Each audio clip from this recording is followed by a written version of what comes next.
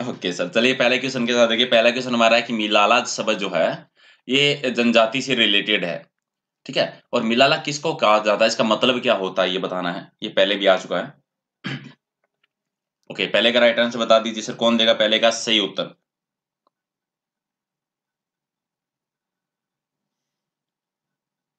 जी, मिलाला है, ये किस लिए यूज़ होता है? ये भीलों की उपजाति का नाम है, तो राइट आंसर हो जाएगा 1 नंबर इसका सही उत्तर है, ठीक है? इसके अलावा मिलाला के अलावा 2 उपजाति है भीलों की, जो क्वेश्चन पहले भी आ चुका है, एक राठिया होती है, एक बारेला होती है। दोनों के नाम आप याद रखिए, बारेला और राठिया।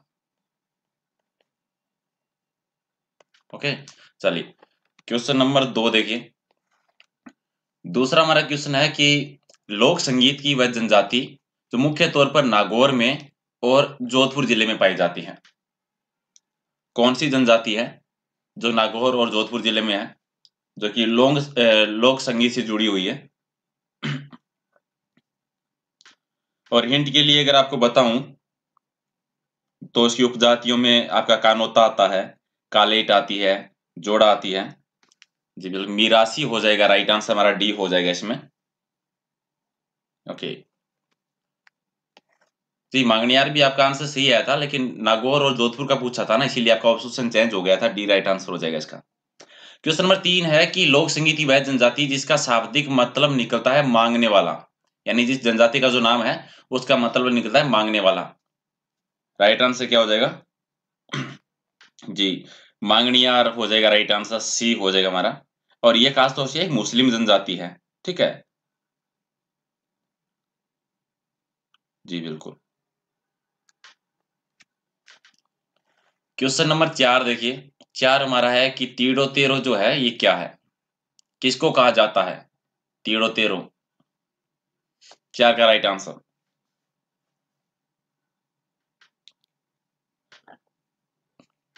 ये एक सरकारी लगान का नाम है एक्चुअल में, तो राइट आंसर बी हो जाएगा। पटवारी में आया था ये क्वेश्चन। और क्वेश्चन नंबर 5 है, एक और शब्द है सरोदा। सरोदो ये किसको कहा जाता है, किसके लिए यूज करते हैं हम? 5 का राइट आंसर।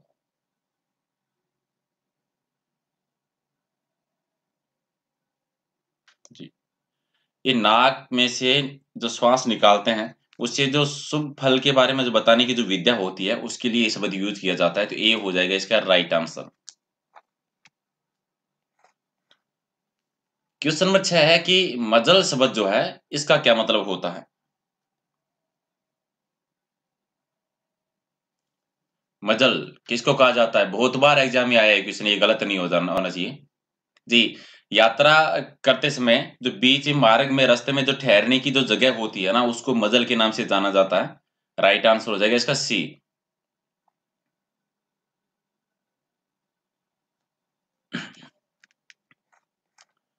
चलिए क्वेश्चन नंबर 7 कि वर्णमाला सिखाने से पूर्व लिखाई और सिखाई जाने वाली जो एक मंगलाकृति होती है, वो कौन सी होती है? जी, बलेटी सिखाई जाती है उससे पहले, राइट आंसर हो जाएगा बी। और क्वेश्चन नंबर 8 कि धड़ायती का क्या मतलब है? धड़ायती किसको कहते हैं? दानी व्यक्ति को, कान के आभूषण का नाम है, होली के किसी गीत का नाम है, या किसी लुटेरे को कहा जाता है? 8 का राइट आंसर। धड़ायती कहा जाता था लुटेरों को, तो राइट आंसर हो जाएगा डी। अनु, वर्षा, प्रियंका जी, कन्हैयाराम जी, असीम, वर्षा, मीना, ओके, गोपाल जी, विनय जी, बिल्कुल सही सर। चलिए क्वेश्चन नंबर 9 देखिए। 9 है कि गासा क्या होता है? गासा किसको कहते हैं?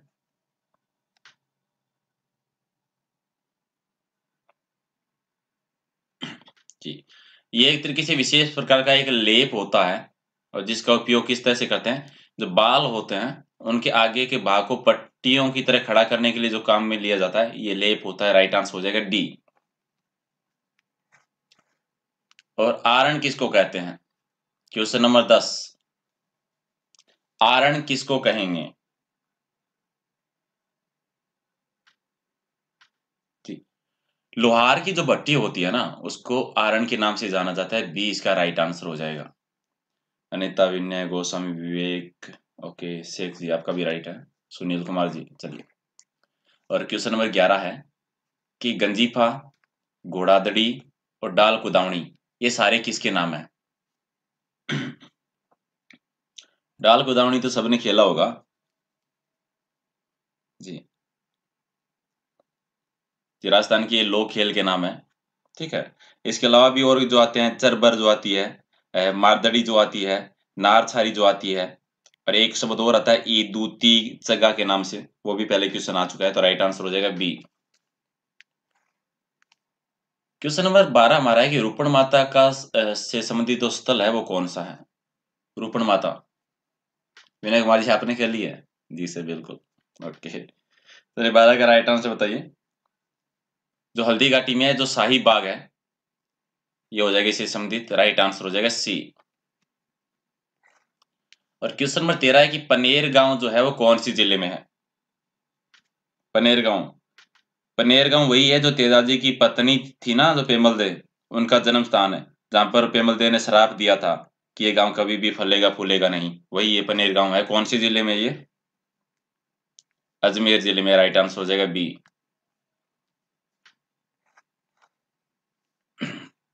क्वेश्चन नंबर 14 है कि तेरापंथी संप्रदाय के आचार्य महाप्रज्ञा का जन्म है वो टमकोर में हुआ, और टमकोर है वो राजस्थान के कौन से जिले में है? आचार्य महाप्रज्ञा का जन्म कहाँ हुआ था? टमकोर जिले में। और आचार्य महाप्रज्ञा थे कौन? ये तेरापंथी संप्रदाय से संबंधित थे। और टमकोर कौन से जिले में? 14 का राइट आंसर जी, चूरू में है। और एक क्वेश्चन और आता है टमकोर के बारे में, साधु संतों की खान किसको कहा जाता है? ठीक है, तो टमकोर जो है इसको साधु संतों की खान कहा जाता है, ये क्वेश्चन पहले भी आया, याद रखना। राइट आंसर इसका सी हो जाएगा। क्वेश्चन नंबर 15 कि ब्रजचरित्र और धर्म जहाज, ये दो ग्रंथ हैं, और इन दोनों ग्रंथों की रचना किसने की थी? चरणदास जी के द्वारा लिखे गए थे दोनों ही, राइट आंसर हो जाएगा डी। और क्वेश्चन नंबर 16 की इनमें से कौन सी ऐसी रचना है जिसकी रचना सुंदरदास जी ने नहीं की थी? 16 का राइट आंसर, गुरु कृपा अष्टक भी लिखा था, गुरु उपदेश अष्टक भी था, आचरण अष्टक नहीं था। राइट आंसर वाला सी हो जाएगा इसका सही उत्तर। क्वेश्चन नंबर 17 कि आरिलो, ये एक पुस्तक का नाम है, और इस पुस्तक के जो रचनाकार है उनका नाम बताना है। आरिलो किसके द्वारा लिखी गई थी? और ये थी बालिंद जी की, ये हो जाएगा राइट आंसर। क्वेश्चन नंबर 18 है कि राजस्थान का अमरनाथ किसको कहा जाता है? राजस्थान का अमरनाथ किसको कहा जाता है?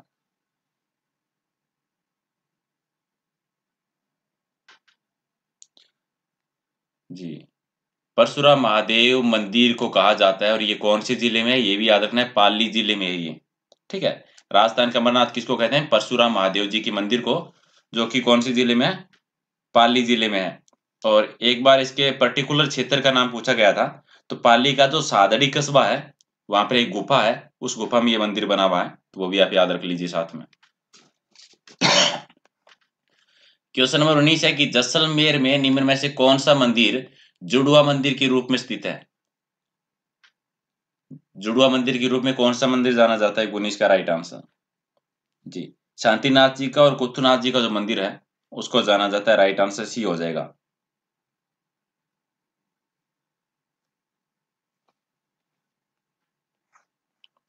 क्वेश्चन नंबर 20 कि खाटू श्याम जी के मंदिर है वो किस महाभारतकालीन पात्र से संबंधित है?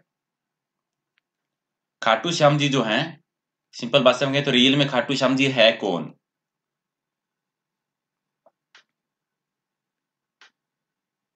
बी का बता दीजिए, 20 का राइट आंसर जी, बर्बरी का हो जाएगा, ठीक है। भीम के जो पोते पोते हैं ये, जो घटोत्कच जिसके बारे में ये जो हैं घटोत्कच, इनके पुत्र है ये, जिनको हम खाटू श्याम जी के नाम से जानते हैं, ठीक है। राइट आंसर बी हो जाएगा। खाटू श्याम जी, श्याम बाबा एक ही बात है, दोनों एक ही नाम है। चलिए, क्षेत्रपाल से के सर्वाधिक मंदिर है और राजस्थान के किस जिले में?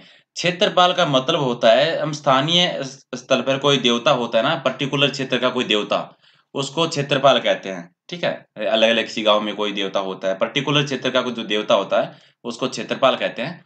तो ये क्षेत्रपाल के सर्वाधिक मंदिर जो है वो कौन से जिले में है? सर्वाधिक है वो है डूंगरपुर में, राइट आंसर हो जाएगा डी। ठीक है, और ये क्षेत्रपाल क्या है, ये क्वेश्चन भी पहले आ चुका है, तो याद रखना है विशेष क्षेत्र के जो देवता होते हैं उन्हें क्षेत्रपाल कहा जाता है। क्वेश्चन नंबर 22 है कि अभिसार निशा, ये एक पुस्तक का नाम है और इस पुस्तक की रचना किसने की थी? अभिसार निशा की। जी, रामगोपाल विजयवर्गीय के द्वारा की गई थी, बी हो जाएगा इसका राइट आंसर। क्वेश्चन नंबर 23 की पाश्चात्य प्रणाली पर यथार्थवादी चिंतन करने वाले भारत के जो प्रथम आधुनिक चित्रकार हुए थे वो कौन हुए थे? जी, राजा रवि वर्मा हुए थे, राइट आंसर हो जाएगा बी। क्वेश्चन नंबर 24 की अलवर शैली में निम्न में से किस पशु का विशेष अंकन किया गया है? अलवर शैली में किस पशु के ज्यादा चित्र बनाए गए हैं अलवर शैली में? 24 का राइट आंसर घोड़े के चित्र हैं, राइट आंसर हो जाएगा ए। ठीक है, ओके जी। अगर हाथी वाला पूछा जाता है तो बूंदी याद रखिए, बूंदी का है वो, हाथी का ज्यादा चित्रण हुआ था बूंदी में, ये क्वेश्चन भी पहले आ चुका है, तो राइट आंसर इसका ए हो जाएगा। 25 नंबर है कि आगा मिर्जा देहलवी, अब्दुल्ला बेग, गुलाम मुस्तफा और मोहम्मद बख्श, इनका संबंध है वो किस कला से है? ये सारे आलेख्य कला से प्रसिद्ध हुए हैं, राइट आंसर हो जाएगा सी।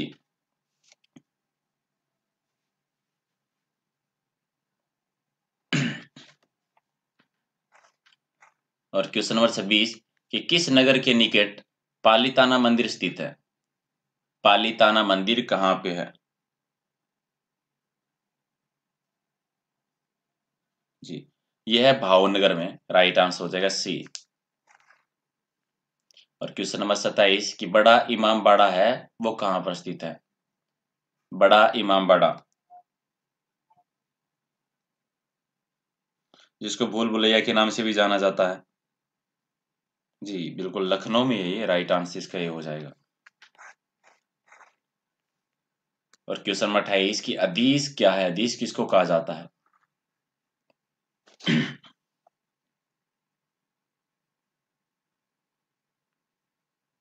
जी, राइट आंसर हो जाएगा इनमें से कोई नहीं। जी, हदीस जो होता है ये इस्लामी परिभाषा का एक शब्द है, जिसका मतलब होता है कि पैगंबर मोहम्मद जो है उनके जो कथन थे, उनके जो कर्म थे, उनके जो कार्य थे, उनको हदीस कहा जाता था। ठीक है, ये इस्लामी कानून भी नहीं है, ये इस्लामी शब्द है एक तरीके से, तो राइट आंसर में से कोई नहीं हो जाएगा ये। 29 है कि रमजानामा है वो किस हिंदू ग्रंथ का फारसी अनुवाद है? और ये महाभारत का अनुवाद किया गया था फारसी में, और जिसका नाम रखा गया था रमजानामा, तो राइट आंसर हो जाएगा बी। क्वेश्चन नंबर 30 है कि किस गुरु ने गुरु नानक की जीवनी लिखी थी? गुरु नानक की जीवनी किसने लिखी थी? गुरु अंगद देव ने। जी, डी हो जाएगा सही उत्तर, बिल्कुल sir, Mohit ji, very good. 31 number है कि अलवर में बनने वाले बहुत पतली परत के जो बर्तन हैं वो क्या कहलाते हैं? यानी ज्यादा पतली परत के बर्तन बनाए जाते हैं अलवर में, उन्हें स्थानीय भाषा में किस नाम से जाना जाता है? 31 का राइट आंसर कागजी कहा जाता है, ए हो जाएगा राइट आंसर। और 32 है कि भरत या फिर भरत, ये क्या है?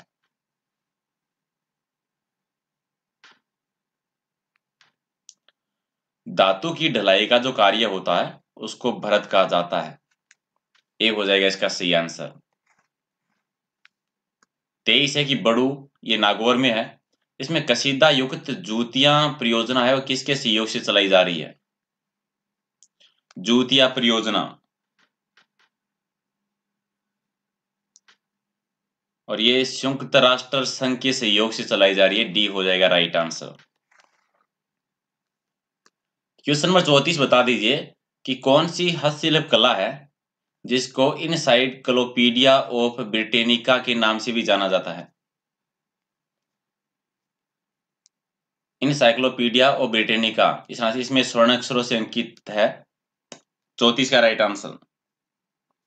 और ये है थियोकला के लिए, तो राइट आंसर हो जाएगा बी। 35 है कि बुनतिल, छठवा और शबनम ये किसके उपनाम है? बुनतिल, छठवा और शबनम।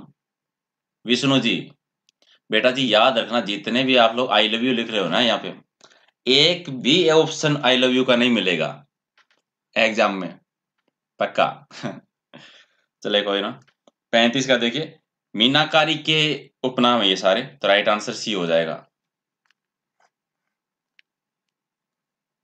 36, किस जिले में हरजी गांव के कुमार है और मामाजी घोड़ा बनाते हैं?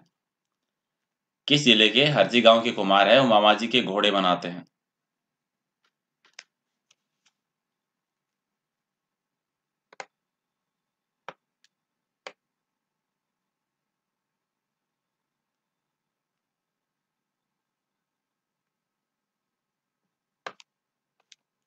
छत्तीस का राइट आंसर जी, जालोर ए हो जाएगा राइट आंसर।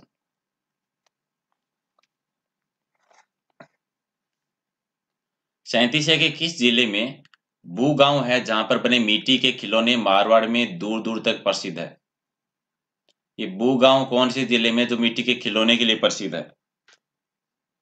और ये नागौर जिले का, ये हो जाएगा राइट आंसर।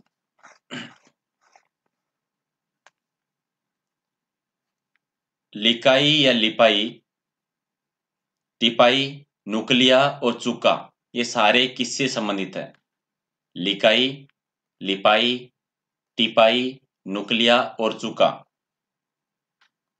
और ये सारे शब्द जो है बंदेज से संबंधित है, राइट आंसर ए हो जाएगा। 39 है कि किसके लिए रंगीन बेल्जियम कांच का प्रयोग किया जाता है? रंगीन बेल्जियम कांच का प्रयोग, और ये थेवा कला के लिए किया जाता है, राइट आंसर हो जाएगा सी। 40 के क्लॉथ आर्ट का जन्मदाता किसे माना जाता है? क्लॉथ आर्ट का जन्मदाता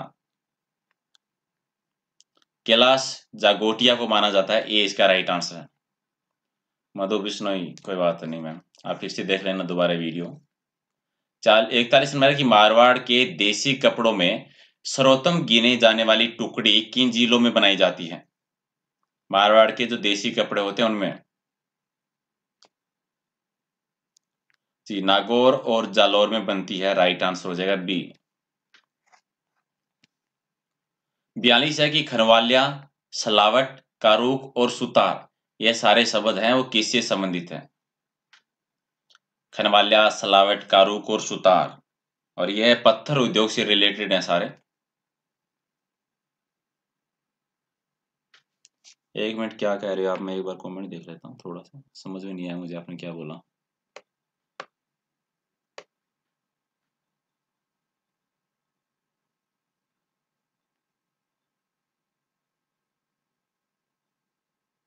विवेक मीणा जी, जी सर करेंगे आपका सॉल्यूशन। चलिए इसका राइट आंसर सी हो जाएगा। 43 नंबर है कि श्री एयाज मोहम्मद किस कला के प्रसिद्ध कलाकार हैं? और यह ला कला से रिलेटेड, ए हो जाएगा सही उत्तर।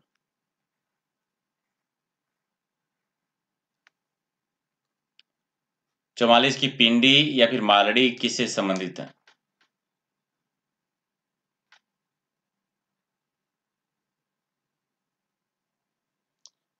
ये मोलेला के मणिमूर्ति कला से रिलेटेड हैं दोनों, डी हो जाएगा सही उत्तर। 45 है कि लुकला क्या है? लुकला 45 का राइट आंसर। लकड़ी की वस्तु में जो ला की कलाकारी की जाती है उसको लुकला कहा जाता है, तो राइट आंसर इसका सी हो जाएगा। क्वेश्चन नंबर 46 की मिट्टी की व्हील कला है वो किस क्षेत्र में अधिक प्रसिद्ध है? व्हील कला, और ये पश्चिमी राजस्थान में प्रसिद्ध है, तो राइट आंसर इसका डी हो जाएगा। 47 नंबर की किशोरी गांव जो कि जैसलमेर की कलाकृतियों और मूर्तियों के लिए प्रसिद्ध है, और किशोरी गांव जो है ये कौन से जिले में है? और ये है अलवर जिले में किशोरी गांव, तो राइट आंसर हो जाएगा बी। 48 नंबर की दोरुखी रंगाई की तकनीकी 19वीं शताब्दी में किस जिले में विकसित हुई थी? दोरुखी रंगाई, और ये हुई थी अलवर जिले में।